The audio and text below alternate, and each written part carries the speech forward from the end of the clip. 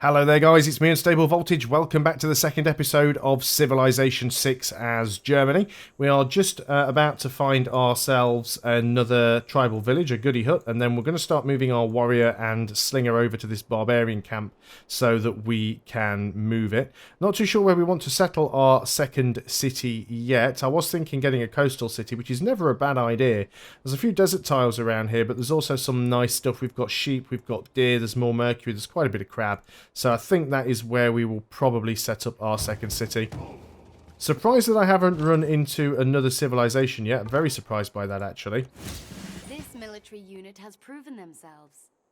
From the experience they have gained in combat, they are eligible to be granted a promotion.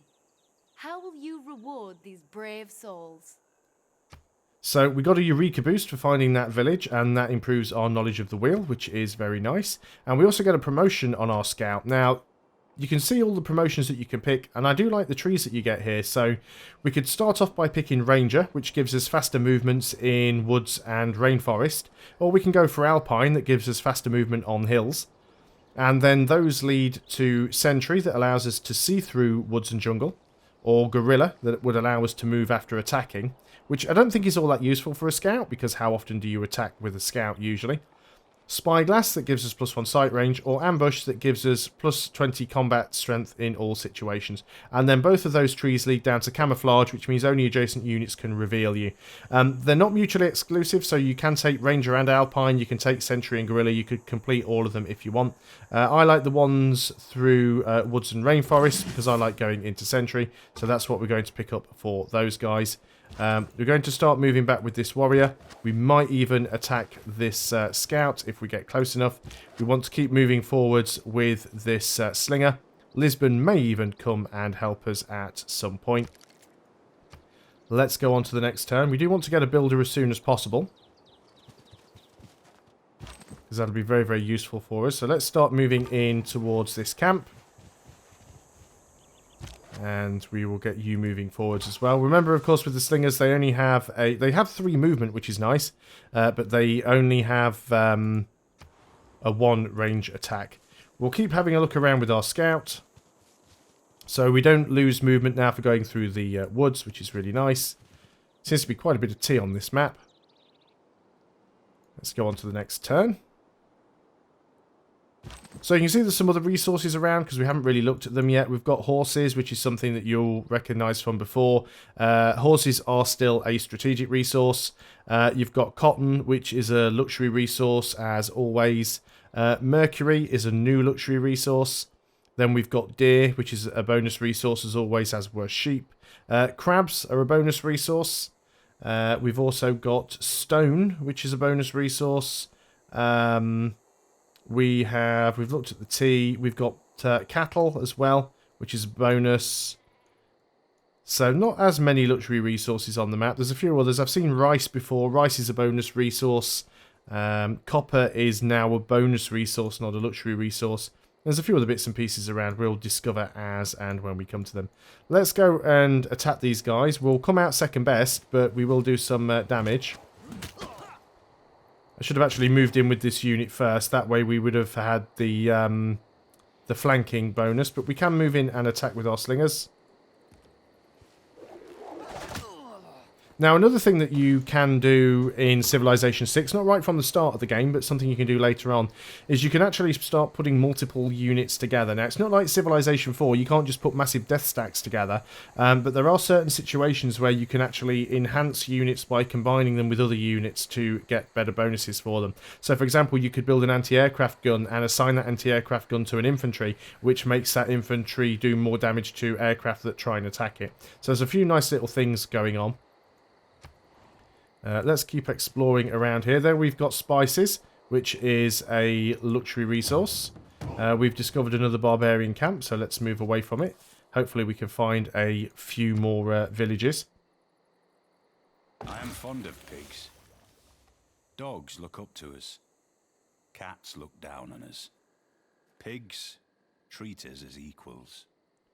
So there we go, we've finished animal husbandry. Now I've got a bit of a dilemma now because we've got this scout trying to come at us from behind. Although it looks like our warrior should probably be able to clear this camp out. Not quite, unfortunately. Let's go and finish it off with the slinger then.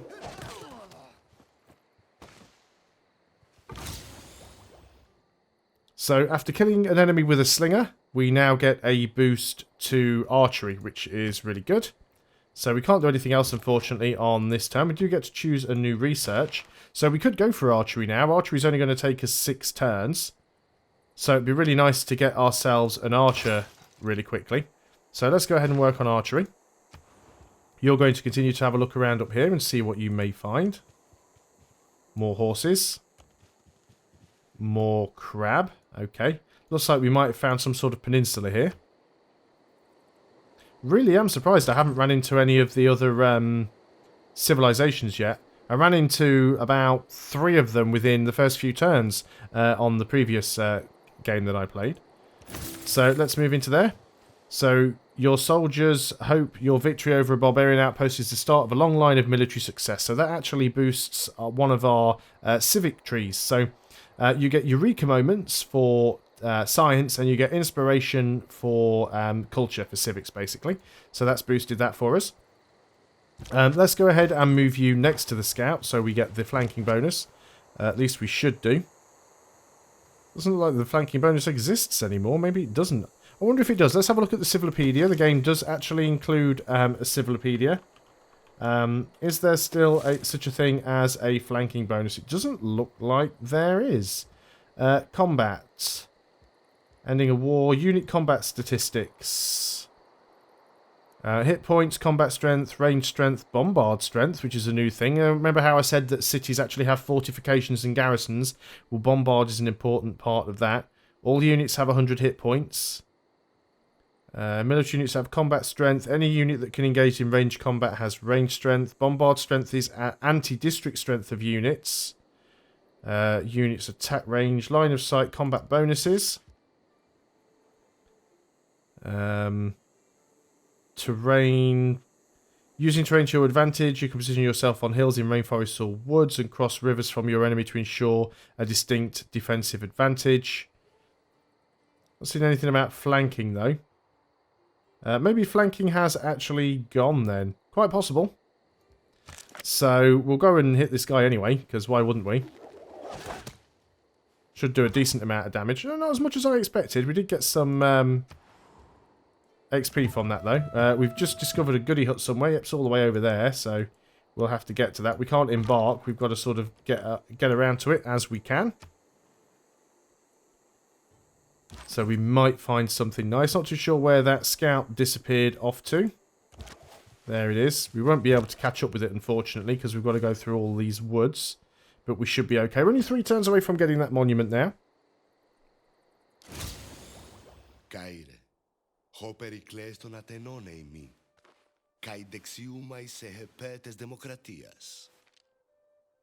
Okay, so we have met Pericles of Greece. So we have the option, it's an honour to meet you, or we can basically say to go away, but we'll say it's an honour to meet you. And the first thing they offer is, would you care to visit our nearby metropolis? We could debate politics before enjoying the theatre. This is basically an embassy. We would love to sample your hospitality. So basically that is the same as accepting an embassy, and we'll now be able to see Greece on the map. They're all the way down there to the southwest. And because we met another civilization, we've got a Eureka boost, and that's knocked half of the research time of writing, which is really nice. Let's continue to move down here, because we do want to sort of give chase to this scout.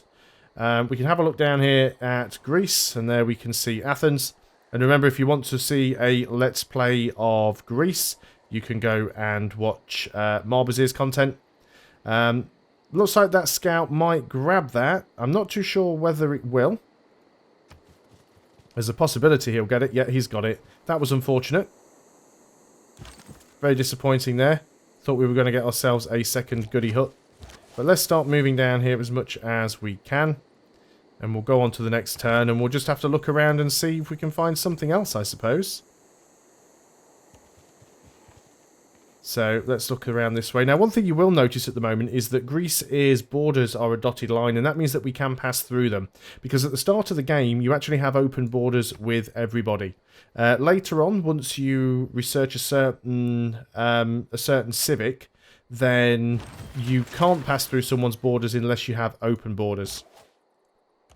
But certainly at the moment we can pass through everyone's borders, so that is fine. We do have a promotion for our slinger. We can't use that at the moment. Let's go and just try and block this guy in with our warrior if we can. We've finished our monument, so we could try and get a builder, or we could start working on the granary. Our housing is still good for the time being, so I think we go ahead and start working on a builder, and then we'll consider getting a settler after that. So we could, if we wanted to, just cut through Greece's territory. Looks like they've got some barbarian problems of their own. So they've sent a delegation to us bearing gifts. Don't be alarmed, there is no large wooden horse involved. Your delegation is most welcome. Still not 100% sure what that is. I should really look that up. But let's go and do that. Shot an arrow into the air. It fell to earth. I knew not where. There is archery completed. And I've forgotten what I was going to search for now. Something that a city another city sends to you, but I can't remember what that is. Now here's something. You see agendas. Every civilization in this game has two agendas. One is their standard agenda, which never changes. And they have one hidden agenda, which is going to be random every time you play. So it's a little bit like having randomized personalities on in Civilization 5, and it will affect how civilizations react and behave towards other civilizations. Now, if we actually look at the Delian League, which is Greek's main agenda, so they like civilizations that aren't competing for the same city-state allegiance. Dislike civilizations that are directly competing for city-state allegiance. So these guys will like you as long as you're not messing around with their city-states, basically. And if you are messing around with their city-states, they will generally hate you. Delegation. Now, there we go. Sends a delegation with a gift of 20 gold for this power. If accepted, the recipient will be a bit friendlier and you will gain a level of access. Lasts until you gain the diplomatic service civic. So they basically send us 25 gold for a little bit of friendship. That is fine. That's the thing that I was going to look at for you guys when I was saying about open borders. Open borders is an agreement with another leader to allow them to move units, military or civilian, through your territory, so the same as it is in Civilization 5. Without this agreement, entering another leader's territory is an act of war, except with religious units who ignore borders entirely. If you have open borders with a leader, their border will appear as a dotted line instead of a solid one. Open borders is unlocked with the early Empire Civic. Prior to that, your borders are open to everyone. So no longer do you end up with scouts and settlers and units stuck behind somebody's borders because they've popped and expanded and blocked you. And then you have to wait until you get open borders before you can get them out. So if you can't get open borders, you will have open borders. Let's go ahead and promote this slinger. So we can give it volley, +5 ranged strength against land units. Or we can give it garrison, which is extra combat strength when occupying a district or a fort.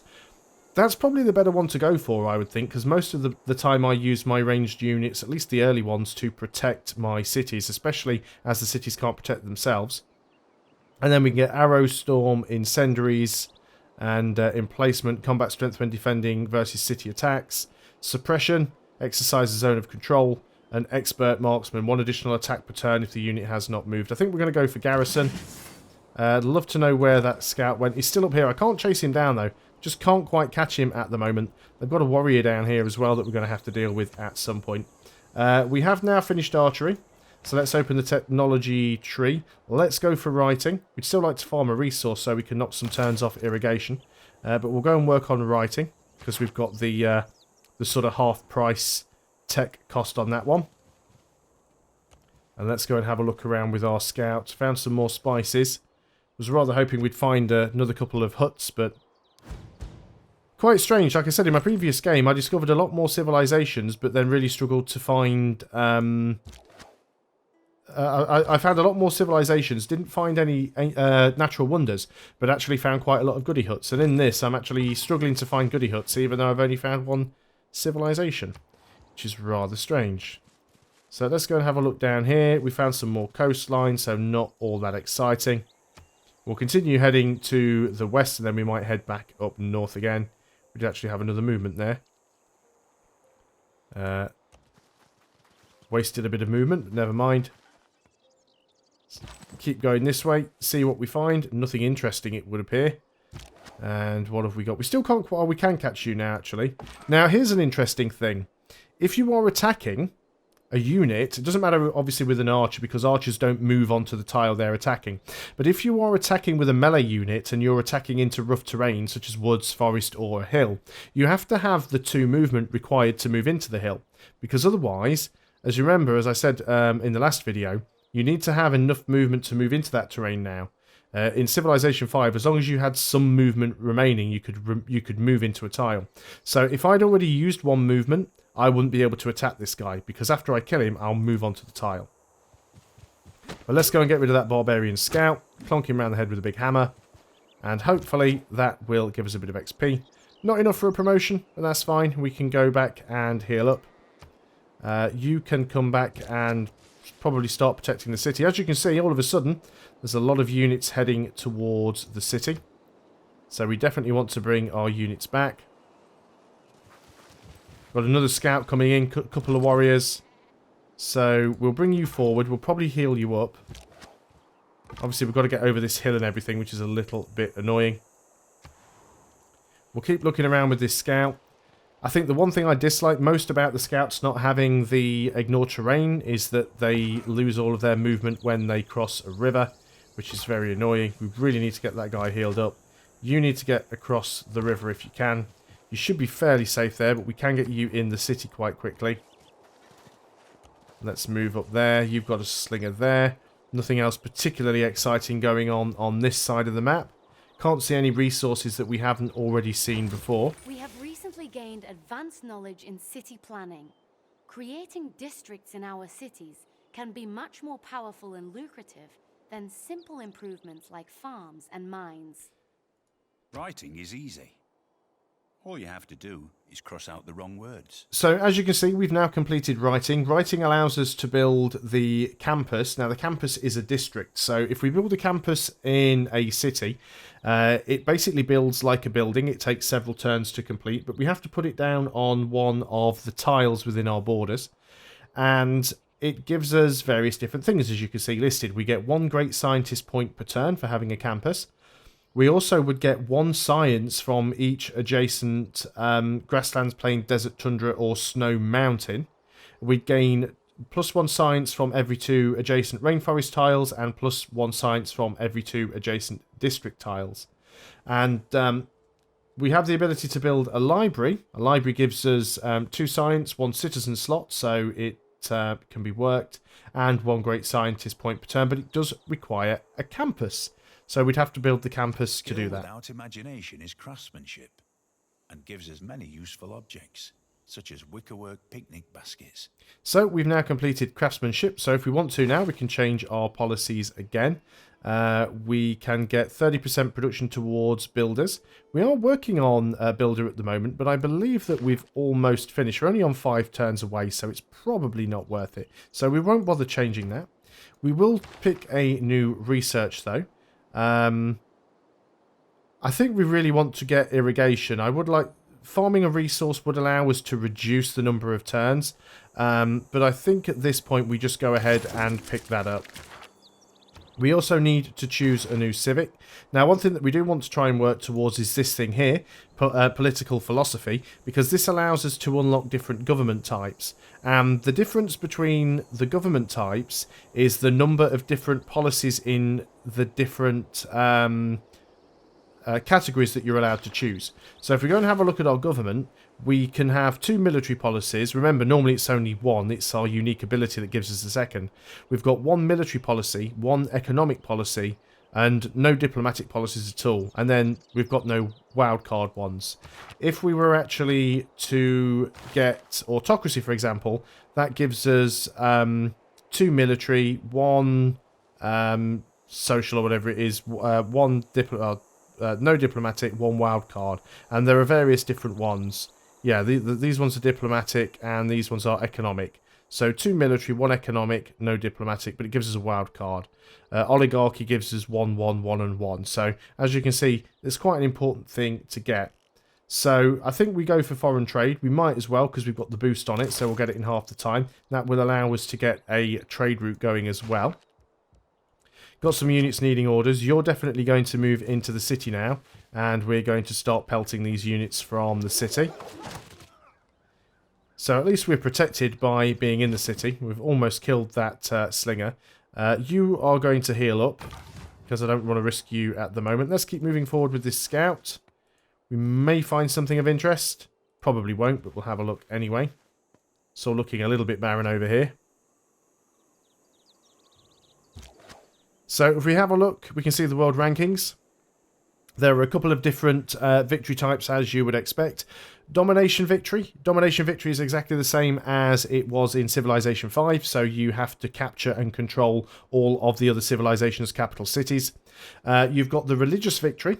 The religious victory has replaced the diplomatic victory. In order to get a religious victory, more than 50% of all the other civilization cities have to follow your religion. So you don't have to get every single city following your religion, just 50% of the cities in every other civilization. Then you've got the cultural victory, which in order to get a cultural victory, you have to have more foreign visiting tourists than all the other civilizations have domestic tourists. And then in order to get the science victory, you have to be the first to complete 3 landmark scientific buildings, which I can't remember what they all are. One is landing, I think one is launching a satellite, second is landing a man on the moon, and the third is establishing a Martian colony. And that's how you win a science victory. You've also got the breakdown for score, science, research satellite, build a spaceport, research rocketry, launch an Earth satellite, research satellites and launch a moon landing, and then basically do all of that stuff there. Mars habitation, nanotechnology, and launch Mars hydroponics. And then if you do all that, that would be the science victory completed. It's got it all there. Launch a satellite, land a human on the moon, establish a Mars colony. Culture victory. To achieve a culture victory, you must attract visiting tourists by generating high amounts of culture and tourism. Victory is achieved when you attract more visiting tourists to your civilization than any other civilization has domestic tourists. And then you've got domination, which of course is capturing capitals, and religion. Religion is predominant if it is followed by more than 50% of the cities in a civilization, and your religion must be predominant religion for every civilization in the game. So you can also get a breakdown by score as well, if you want to see exactly how the scores stack up. So quite a nice little change to the interface there to see all of the victory conditions and how well you are doing. We still haven't got another envoy yet. That's all going a little bit slow. We are still scouting around with the scout because that is what scouts do.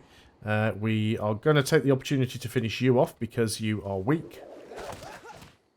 And hopefully we'll build up some more experience for our slinger there. Your fights with barbarians highlighted the need for stronger weaponry, so that's given us a boost to... what is that one? Bronze working. Has obviously had a moment there where I'd forgotten how to read. And I think that's probably a good place to end the video while I go back and remember how to read. I hope you guys are enjoying Civilization 6. I will see you on the next video, and until then, goodbye for now.